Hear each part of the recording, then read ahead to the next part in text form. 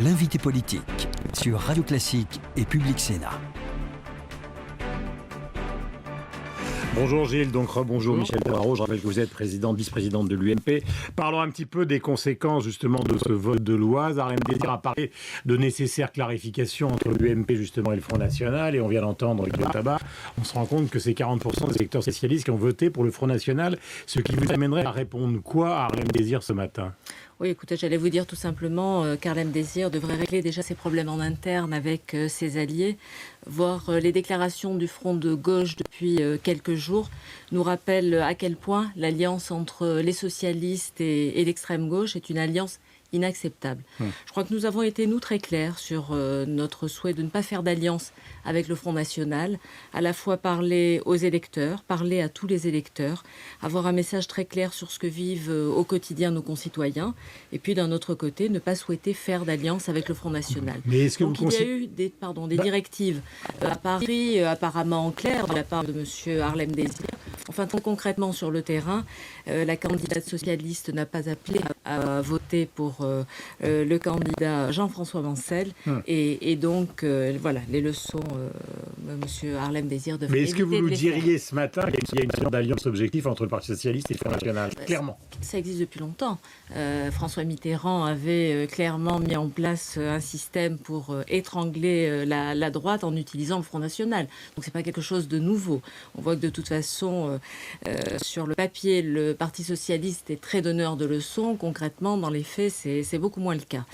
Donc, pour plusieurs raisons, je crois que nous n'avons pas de leçons à recevoir du Parti Socialiste. Et est-ce que vous considérez que c'est le Front National qui a fait perdre l'élection présidentielle à Nicolas Sarkozy ? Parce qu'on a beaucoup parlé des problèmes personnels, les relations avec le français, mais est-ce que fondamentalement, l'explication, elle n'est pas là ?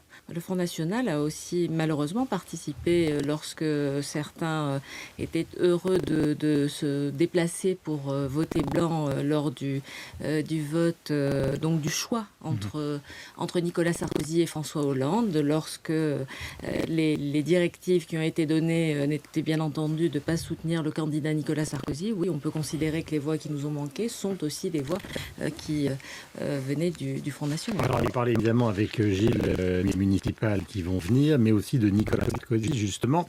Question. Un ancien président de la République qui estime sur Facebook que sa mise en examen était injuste ou infondée. Je le cite, j'imagine que vous partagez complètement ce sentiment-là. Ça pose pas quand même une question, puisqu'on parlait de la montée des extrêmes, du Front National, avec un ancien président de la République qui au fond, dit que la justice ne s'est pas bien exercée. Est-ce que ça pose pas un vrai problème ?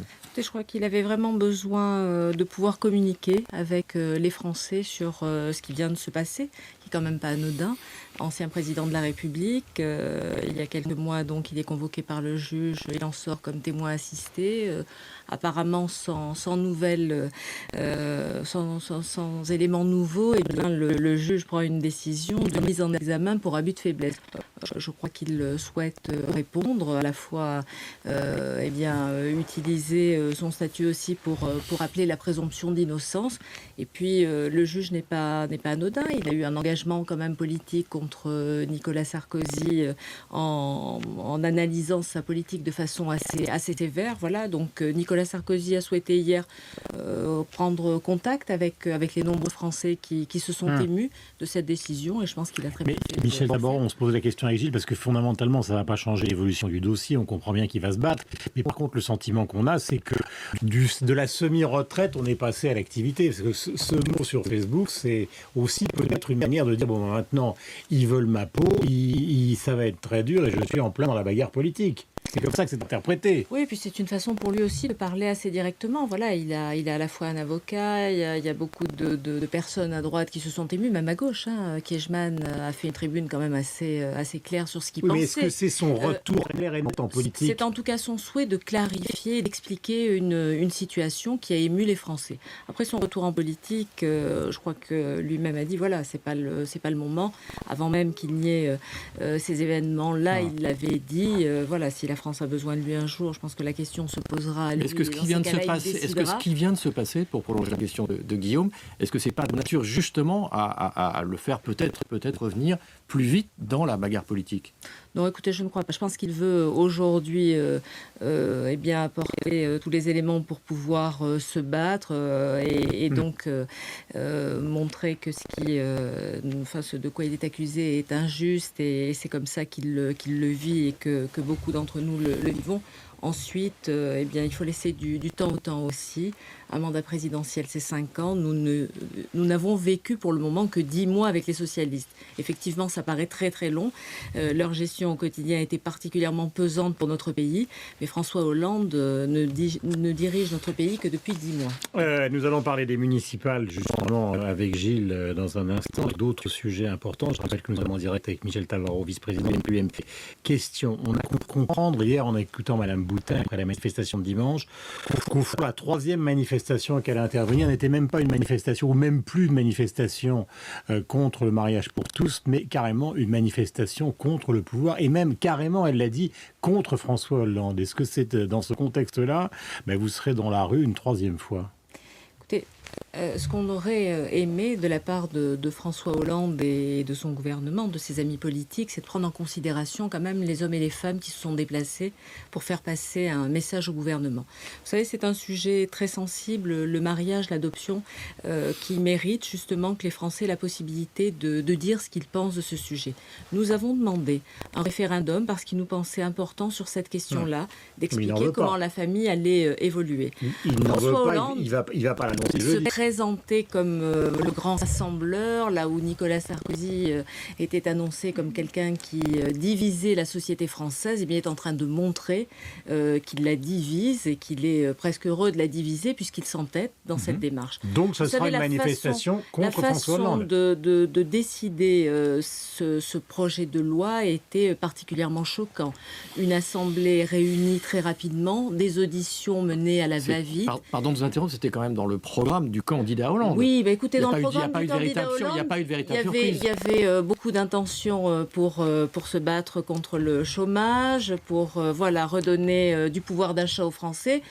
Pour le moment, François Hollande ne s'est pas véritablement attaqué à tous les points de son programme. Donc là, on peut voir qu'effectivement, il a souhaité évoquer ça. Par contre, la grande majorité des Français n'avaient pas réalisé qu'avec le mariage, il souhaitait peut-être une égalité de droits pour les couples homosexuels, ce que nous avons souhaité aussi à travers l'union civile. Mais concernant l'adoption, la procréation médicalement assistée, la gestation pour autrui, autant de questions. Vous irez manifester, vous irez à nouveau manifester.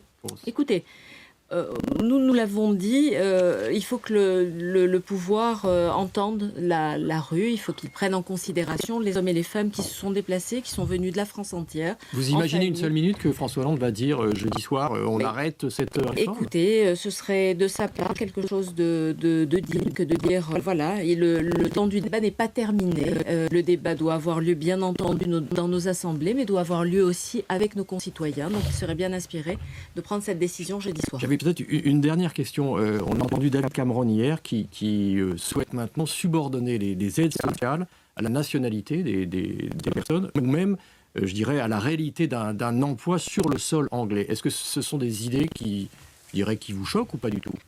Et est-ce qu'on pourrait les appliquer dans notre pays? On va de toute façon évoquer tous ces sujets dans le cadre d'une évolution de notre société. Bien entendu, par rapport à la situation en Grande-Bretagne, David Cameron est en train de prendre un certain nombre de décisions. Nous aurons, l'occasion, avec les responsables politiques de l'UMP, de préparer peu à peu Donc vous dites pourquoi programme. pas? Écoutez, je suis sur beaucoup de sujets, très ouverte à la discussion, avec une volonté très claire d'avoir une démarche très offensive sur tout ce qui concerne l'économie de notre pays, sur tout ce qui concerne la gestion de notre pays.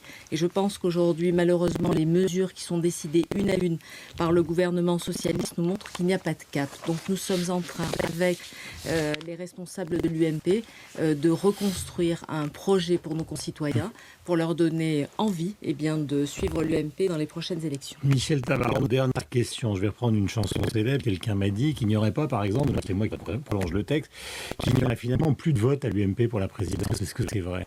Écoutez, nous avons un accord qui a été signé le 17 décembre précisément entre François Fillon et Jean-François. Donc on va rejouer la présidentielle. Cet accord prévoit une élection au mois de septembre. Nous avons un rendez-vous qui est prévu en septembre. Maintenant, nous verrons comment les choses s'organisent. Nous avons une commission des statuts qui se réunit de façon hebdomadaire pour évoquer les modalités à la fois. Rendez-vous pris, rendez-vous maintenu. Rendez-vous pris, rendez-vous maintenu, mais une commission des statuts qui définit des modalités et pour les primaires, c'est ce qui avait été demandé, et pour les élections internes, et puis pour la vie du mouvement, pour pouvoir avoir un outil plus adapté à la période actuelle. Merci Michel Tabarot d'être venu nous voir ce matin sur l'antenne de Radio Classique et de XL. Et surtout, bonne journée à vous. Gilles, on se retrouve évidemment demain. La formule est concentrée, mais est extrêmement sincère. Dans un instant, le rappel des titres, et puis Renaud Blanc et le Club de la Presse.